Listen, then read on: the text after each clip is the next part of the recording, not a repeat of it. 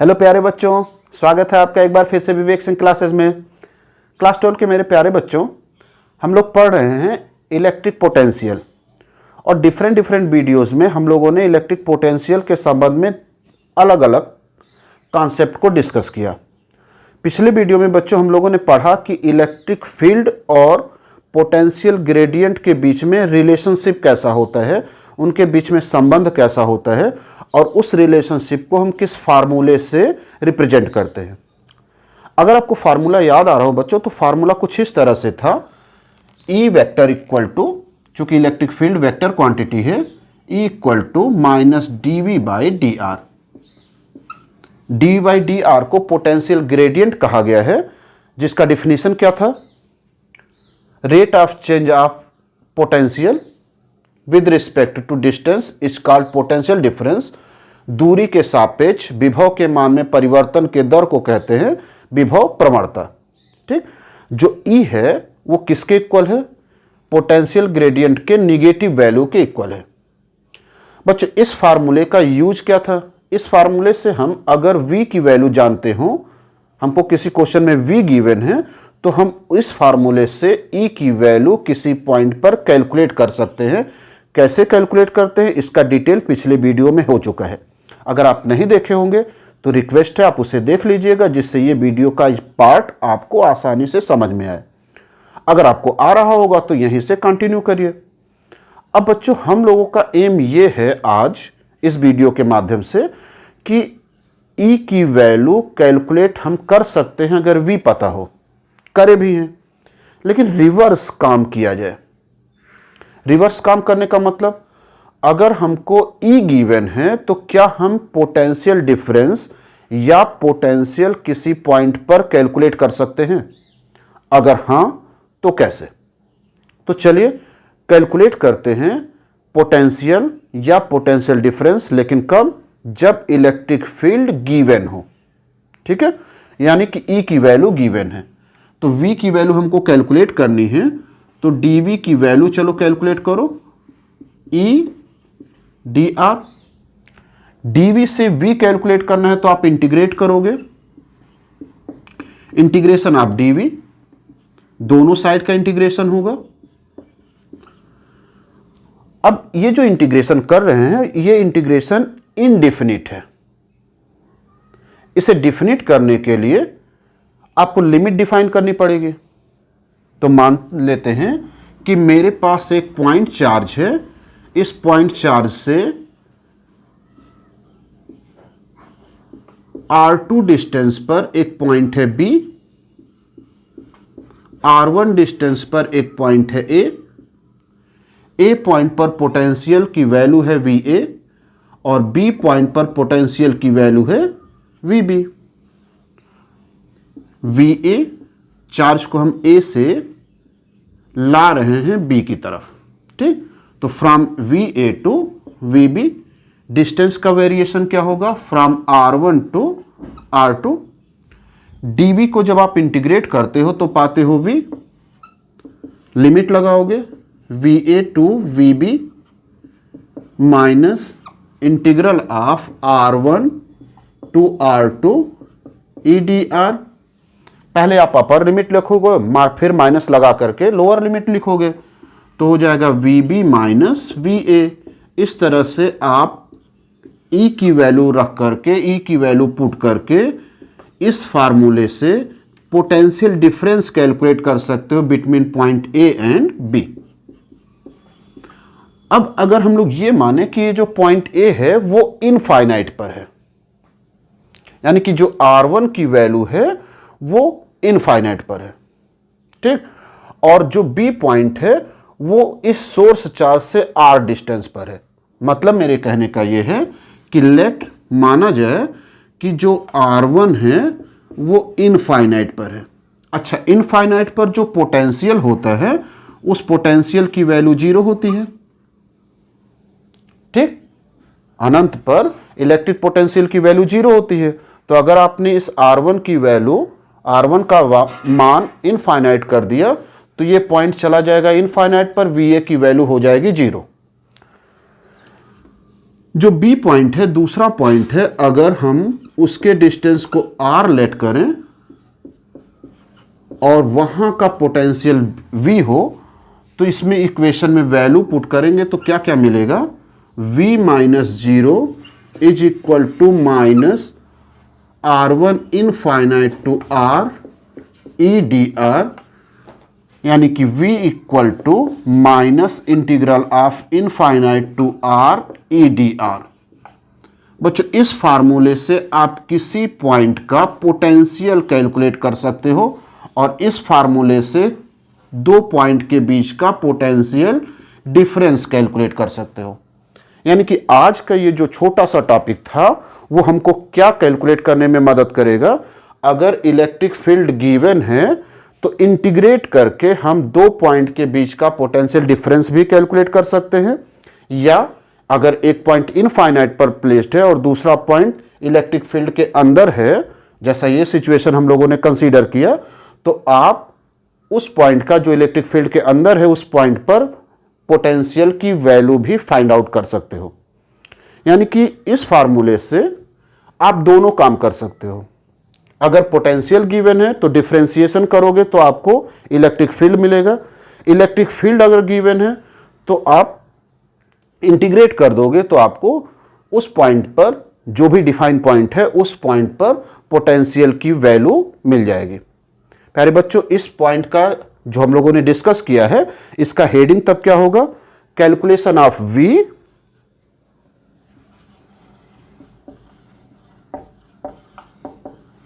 Calculation of V with E।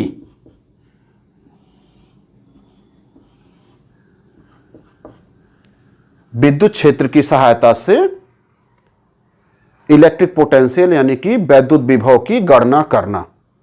विद्युत क्षेत्र की सहायता से विद्युत विभव की गणना करना, ये छोटा सा पॉइंट हो गया। अगर इसे आप जल्दी से नोट कर लो तो चलो इस पर कैलकुलेशन करते हैं और सीखते हैं कि कैसे हम पोटेंशियल डिफरेंस निकालेंगे या पोटेंशियल भी निकालेंगे जैसा सिचुएशन हो इंटीग्रेट करके। तो हम इसे रब कर रहे हैं। मान लो बच्चों कि आपके पास एक इलेक्ट्रिक फील्ड डिफाइन है, E vector is equal to 30x square I cap. I cap का मतलब इसका डायरेक्शन x एक्सिस के अलोंग है, x एक्सिस की दिशा में है। आपको इसके हेल्प से दो पॉइंट के बीच का पोटेंशियल डिफरेंस कैलकुलेट करना है, VA minus VO। Potential difference calculate करना होगा तो इस मेथड का यूज करेंगे। ठीक, किस किस पॉइंट पर, VA माइनस VO। O क्या है, O ओरिजिन पर है, केंद्र पर है। ठीक है, O कौन सा पॉइंट रिप्रेजेंट कर रहा है, मूल बिंदु है, x axis, y axis, z axis, जहां पर एक दूसरे को इंटरसेक्ट करते हैं उस ओरिजिन को रिप्रेजेंट कर रहा है इस क्वेश्चन में। और A क्या है, A है VA, पोटेंशियल है at x equal to 2 metre. मान लो कोई पॉइंट है जिसका डिस्टेंस है 2 मीटर। ठीक, क्वेश्चन को एक बार फिर से समझो क्या कह रहा है। इलेक्ट्रिक फील्ड डिफाइन है 30x square I cap. Field चूंकि वेक्टर क्वांटिटी है इसलिए डायरेक्शन के साथ रिप्रेजेंट करी गई है। आपको इसके हेल्प की सहायता से पोटेंशियल डिफरेंस कैलकुलेट करना है between point A and O। O कौन सा पॉइंट है, O पॉइंट है एट ओरिजिन है, केंद्र पर है। ठीक, और A कोई पॉइंट है जिसका डिस्टेंस है 2 मीटर। तो चलिए कैलकुलेट करते हैं। कैसे आप कैलकुलेट करोगे, अगर आपको फार्मूला याद है तो डायरेक्ट यूज करो, नहीं याद है तो आप पोटेंशियल डिफरेंस और इलेक्ट्रिक फील्ड और पोटेंशियल ग्रेडियंट वाले फार्मूले से ही स्टार्ट करो, जैसी आपकी इच्छा। तो मान लो आपको याद नहीं है तो आप लिखोगे dV बाई dr। आपको V कैलकुलेट करना है, देयरफॉर E dr हो जाएगा। इंटीग्रेट करोगे आप कहां से कहां तक, VA से V0 लिखा हुआ है तो लोअर लिमिट V0 लिखेंगे, अपर लिमिट VA लिखेंगे। क्यों लिखेंगे आप जानते हो, क्योंकि पहले अपर लिमिट लिखते हैं फिर माइनस लोअर लिमिट लिखते हैं, तभी तो हमको मिलेगा VA माइनस VO। दूसरे साइड चलते हैं, माइनस E की वैल्यू गिवन है 30x स्क्वायर। ये भी ध्यान से देखना, यहां पर E वेक्टर नहीं लिखा हुआ है। अगर E वेक्टर नहीं लिखा हुआ है इट मीन्स वहां पर आप मैग्नीट्यूड केवल रखोगे, तो इसका मैग्नीट्यूड है 30x स्क्वायर आई कैप, तो डायरेक्शन को रिप्रेजेंट कर रहा है। जो हमको यहाँ रखना नहीं है। ठीक, V0 कहाँ का पोटेंशियल शो कर रहा था? V0 ओरिजिन का पोटेंशियल शो कर रहा था, और ओरिजिन क्या डिस्टेंस 0 होता है, यानी कि यहां पर लोअर लिमिट हो जाएगी 0। ए पॉइंट का डिस्टेंस क्या था? ए पॉइंट का डिस्टेंस था 2 मीटर। किसके रिस्पेक्ट में इसे हम इंटीग्रेट करेंगे? चूंकि ये x का फंक्शन है इसलिए हम इसे इंटीग्रेट करेंगे विद रिस्पेक्ट टू x। फिर से देखना बच्चों क्या कह रहा था क्वेश्चन और कैसे हम सॉल्व कर रहे हैं। अगर आपको इलेक्ट्रिक फील्ड गिवन है जो कि x एक्सिस के अलॉन्ग लग रही है, तो इसके सहायता से आपको 2 पॉइंट A और O के बीच का पोटेंशियल डिफरेंस कैलकुलेट करना है। O ऐसा पॉइंट है जो ओरिजिन पर है, केंद्र पर है, जहां पर x, y, z तीनों एक्सिस एक दूसरे को कट कर रही हैं, और A एक ऐसा पॉइंट है जिसका डिस्टेंस 2 मीटर है। ठीक, तो ये आप जानते ही हो। इससे हम लोगों ने इंटीग्रेट किया। हमको चाहिए VA माइनस VO, तो अपर लिमिट लगाएंगे VA, लोअर लिमिट लगाएंगे VO, क्योंकि upper limit minus lower limit लिखना होता तभी ये फॉर्म मिलेगा हमको। VO ओरिजिन पर था तो R की वैल्यू 0 रखेंगे, VA का डिस्टेंस 2 दिया था तो 2 रखेंगे। अब हम इंटीग्रेट किसके रिस्पेक्ट में करेंगे? चूंकि ये x का फंक्शन है इसलिए हम डिफरेंशिएट करेंगे, इंटीग्रेट करेंगे x के रिस्पेक्ट में। तो इंटीग्रेशन तो आपको करना आ रहा है, इंटीग्रेशन आप कर सकते हो। dv का इंटीग्रल करेंगे v आएगा, अपर लिमिट हो जाएगा VA, लोअर लिमिट हो जाएगा V0 is equal to -30 constant है। x स्क्वायर का इंटीग्रल करेंगे तो हो जाएगा x³ 3, लिमिट लगेगा 0 to 2, 3 कांस्टेंट है, आप ब्रैकेट से बाहर लाओगे तो 3 का 30 में डिवीजन हो जाएगा, 10 आएगा। पहले आप x की जगह पर रखोगे अपर लिमिट, तो 2 पावर 3 माइनस 0 पावर 3 यानी कि 10 इंटू 8 माइनस 80 वोल्ट। इस साइड हम लोगों ने क्या कर लिखना है? Upper limit minus lower limit, VA minus VO, VA minus VO यानी कि A और O पॉइंट के बीच का पोटेंशियल डिफरेंस बच्चों मिल जाएगा -80 वोल्ट। तो इस तरह से अगर आपको इलेक्ट्रिक फील्ड गिवन है तो आप इंटीग्रेट करके कैलकुलेट करोगे तो आपको पोटेंशियल मिल जाएगा। अगर आपको पोटेंशियल गिवन है तो डिफरेंशिएट कर दोगे तो आपको इलेक्ट्रिक फील्ड मिल जाएगा। तो इस तरह से दोनों वीडियो मिला करके हम लोगों ने दोनों क्वेश्चन को सॉल्व कर लिया, पोटेंशियल से इलेक्ट्रिक फील्ड और इलेक्ट्रिक फील्ड से पोटेंशियल। तो बच्चों इसको नोट करिए। तो प्यारे बच्चों, ये समझने के बाद कि आप फील्ड से पोटेंशियल कैसे कैलकुलेट करोगे या पोटेंशियल से इलेक्ट्रिक फील्ड कैसे कैलकुलेट करोगे, अब हम लोग ये समझें कि इलेक्ट्रिक डायपोल के कारण किसी पॉइंट पर पोटेंशियल कितना होगा और कैसे कैलकुलेट करेंगे। तो ठीक इलेक्ट्रिक फील्ड की ही तरह यहाँ भी 3 सिचुएशन होंगे। इंड ऑन सिचुएशन होगा, मतलब जो पॉइंट होगा वो एक्सिस पर होगा, डायपोल के एक्सिस पर। इंड ऑफ सिचुएशन होगा, इंड ऑफ इक्वेटर पर लेकर के चलते हैं, यानी कि एक्सिस के मिड पॉइंट से परपेंडिकुलर कोई पॉइंट लेते हैं उसे हम इंड ऑफ कहते हैं। और एक कोई भी पॉइंट लेते हैं जो स्पेस का कोई भी पॉइंट हो सकता है। तो हम यहां पर इस पार्ट में किसी भी पॉइंट पर इलेक्ट्रिक पोटेंशियल कैलकुलेट करेंगे और फिर उसे इंड ऑन पोजीशन में कन्वर्ट करेंगे और फिर इंड ऑफ पोजीशन में कन्वर्ट करेंगे, जिससे हम एक ही फार्मूले से दोनों सिचुएशन को हैंडल कर लें। तो अब हम लोग पढ़ने चल रहे हैं potential due to electric dipole, वैद्युत द्विध्रुव के कारण विभव स्पेस के किसी भी पॉइंट पर। तो चलिए मान लेते हैं कि मेरे पास एक इलेक्ट्रिक डायपोल है जिसके एक एंड पर -q चार्ज है, दूसरे एंड पर +q चार्ज है, और दोनों के बीच का जो सेपरेशन है, जो डिस्टेंस है, वो है 2l। सारा डिस्टेंस सेंटर O से मेजर किया जाता है, तो ये हो जाएगा l, ये हो जाएगा l। आप एक पॉइंट को A, दूसरे को B कह सकते हो। स्पेस का कोई भी पॉइंट ले लो C, जिसका इस O से डिस्टेंस है R। ठीक, पॉइंट C स्पेस का कोई भी पॉइंट है जिसका बिंदु O से डिस्टेंस हम लोगों ने कंसीडर किया r, और ये जो एंगल है उसे माना थीटा। आप ये जानते होंगे कि किसी पॉइंट चार्ज के कारण जो पोटेंशियल होता है किसी दूसरे पॉइंट पर, उसका फार्मूला होता है 1/4πε0 q बाई डिस्टेंस। ये डिस्टेंस कहाँ से मेजर किया जाता है? ये डिस्टेंस उस चार्ज से पॉइंट के बीच का होता है। यानी कि अगर प्लस क्यू चार्ज के कारण आप सी पर पोटेंशियल कैलकुलेट करना चाहते हो तो डिस्टेंस बी से सी का होना चाहिए। ये डिस्टेंस हम रखेंगे फार्मूले में, ठीक। और अगर माइनस क्यू के कारण कैलकुलेट करना चाहते हो तो आप ए से सी को रखोगे।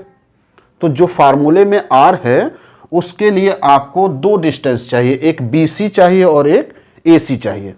अब ये बी सी और ए सी कैलकुलेट कैसे करेंगे? इसके लिए हम करेंगे क्या, बी पॉइंट से परपेंडिकुलर ड्रा करेंगे ओ सी पर।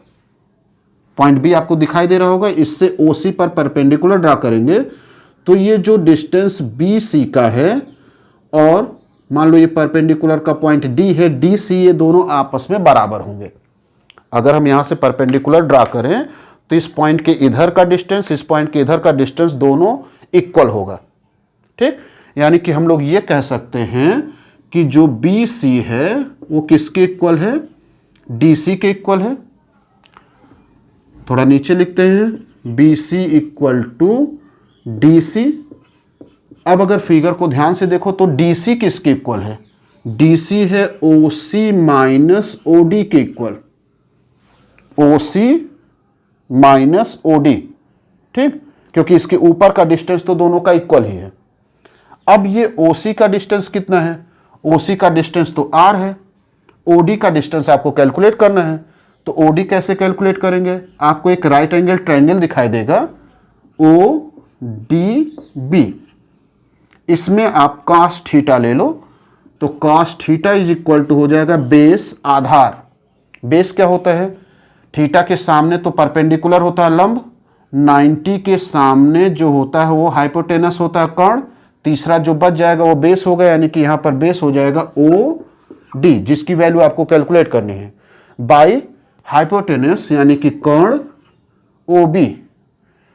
तो ओ बी का वैल्यू है एल, स्मॉल एल। वहां से हम ओ डी की वैल्यू कैलकुलेट करेंगे तो हो जाएगा एल कॉस थीटा, ठीक। तो बी सी इक्वल टू मिल जाएगा O C R minus L cos theta. चलिए इसी तरह से परपेंडिकुलर आप ए से ड्रा करो उसी ओ सी लाइन पर।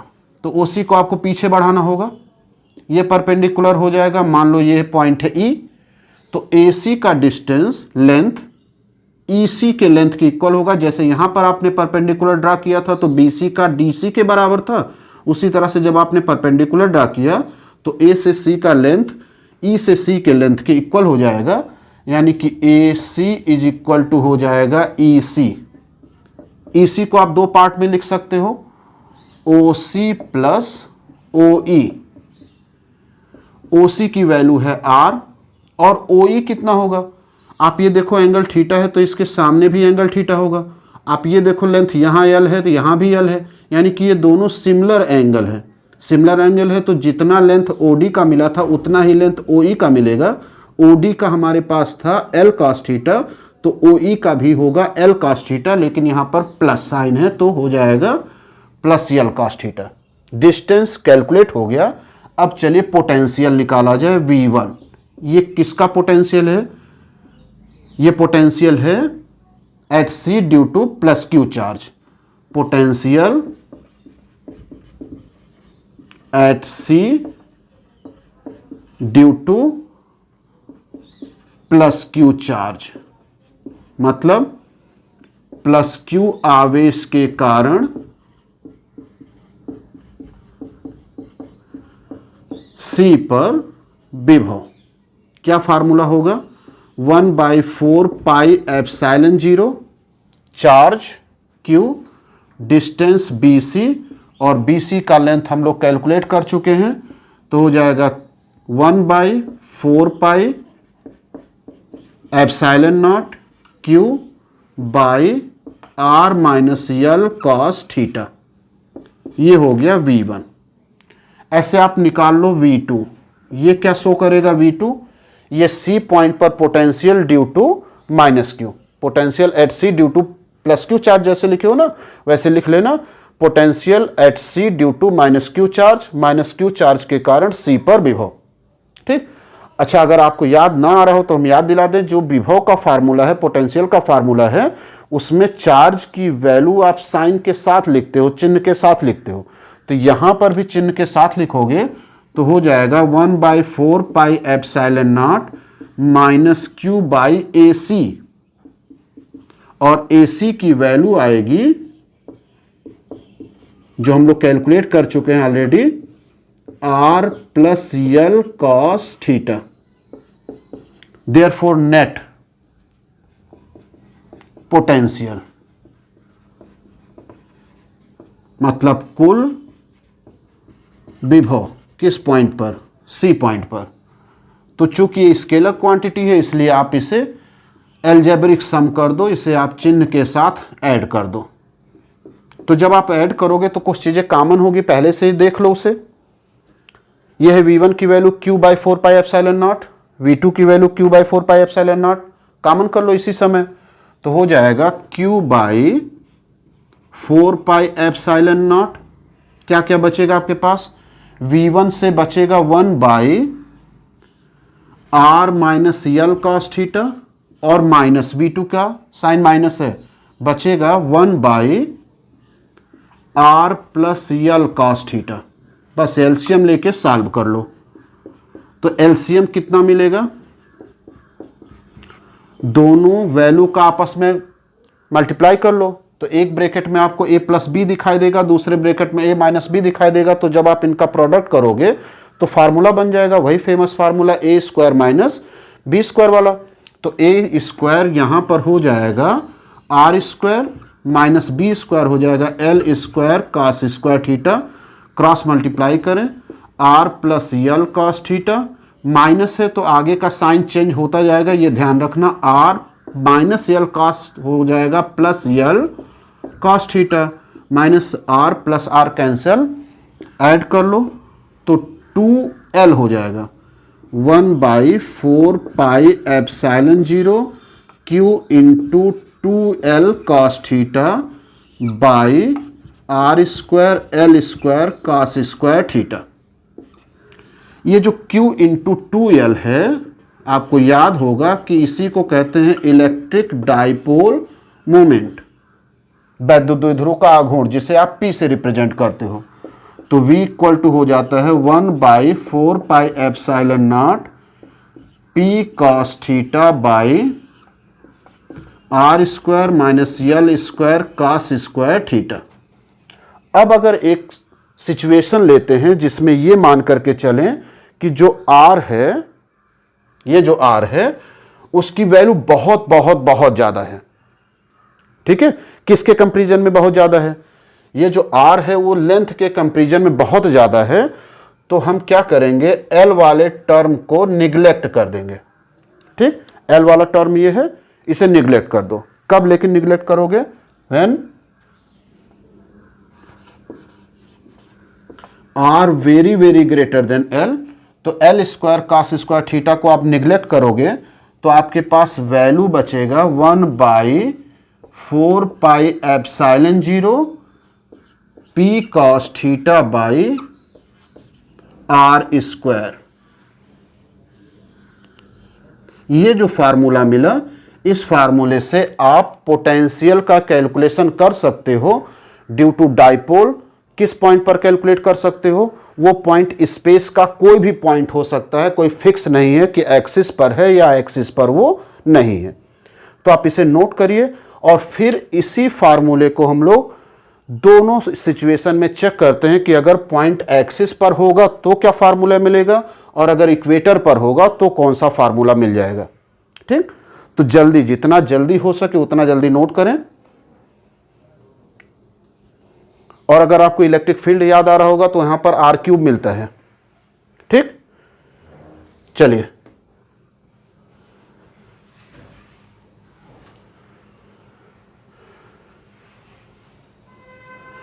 V के फार्मूले से जो मिला है उससे हम लोग डिफरेंट डिफरेंट वैल्यू कैलकुलेट करते हैं। Case 1, end on position. End on position का मतलब हो गया अच्छी स्थिति। अच्छी स्थिति का मतलब यह हो गया कि जो पॉइंट है वो पॉइंट डाइपोल के एक्सिस पर कहीं है। तो फिगर को ध्यान से देखो, अगर पॉइंट सी ये कहीं एक्सिस पर हो, ये है एक्सिस, कहीं पर हो, तो अगर एक्सिस पर होगा तो थीटा की वैल्यू क्या होगी? तो देखना ध्यान से जरा, यह है पॉइंट सी वाली लाइन, ठीक, और यह है एक्सिस, दोनों के बीच का एंगल ही थीटा था ना। अगर यह सी पॉइंट एक्सिस पर आ जाएगा तो इनके बीच का एंगल कितना होगा? इनके बीच का एंगल 0 हो जाएगा। फिर से देखो, यह है सी वाली लाइन और यह है एक्सिस, दोनों के बीच का थीटा कोण था। अगर यह सी पॉइंट एक्सिस पर आ जाए तो आप सी पॉइंट को इस मार्कर से जो मूव कर रहा है इससे मिलाओगे, दोनों के बीच का डिस्टेंस एक्सिस और सी को मिलाने वाली लाइन के बीच का जो एंगल है वो हो जाएगा 0। यानी कि इस सिचुएशन में थीटा इक्वल टू हो जाएगा 0। और आप जानते हो cos 0 की वैल्यू होती है 1, तो v इक्वल टू हो जाएगा 1/4 pi epsilon 0 p by r square. ये हो गया इंड ऑन पोजीशन के लिए फार्मूला। चूंकि cos 0 इक्वल टू होता है 1, आपने यहां पर फार्मूले में 1 रख लिया। इक्वेटर अगर हो, केस 2, इंड ऑफ पोजीशन लेते हैं, निरक्षीय स्थिति।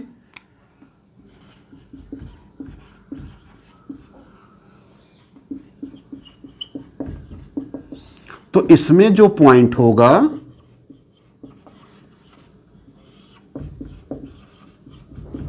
निरक्षीय स्थिति, इसमें जो पॉइंट होगा सी, वो पॉइंट एक्सिस के परपेंडिकुलर होगा। यानी कि ये जो पॉइंट सी है वो ऐसे रहेगा परपेंडिकुलर। तो इस सिचुएशन में जो थीटा होगा वो कितना होगा? जो थीटा होगा वो 90 एंगल हो जाएगा। तो आप रखोगे वैल्यू थीटा इक्वल टू 90, और cos 90 की वैल्यू आप सबको याद होगा 0 होता है। तो थीटा इक्वल टू 90 रखोगे, cos 90 इक्वल टू 0, फार्मूले में वैल्यू रखोगे तो 0 से मल्टीप्लाई करोगे, सब कुछ 0 हो जाएगा। इसका मतलब ये हो गया कि इंड ऑफ पोजीशन में पोटेंशियल 0 होगा, लेकिन वो एक ही ऐसा सिचुएशन होगा जब 0 होगा। कब वो 0 होगा? जब पॉइंट सी परपेंडिकुलर हो, इस परपेंडिकुलर एक्सिस के किसी भी पॉइंट पर पोटेंशियल की वैल्यू हो जाएगी 0 ड्यू टू इलेक्ट्रिक डाइपोल। अच्छा, इसको अगर आप चाहो इस फार्मूले को वेक्टर फॉर्म में भी रिप्रेजेंट कर सकते हो। तो वेक्टर फॉर्म में अगर लिखना चाहो तो कैसे लिखोगे? चलिए लिखते हैं इसे। केस 3, वेक्टर फॉर्म, सदिश रूप।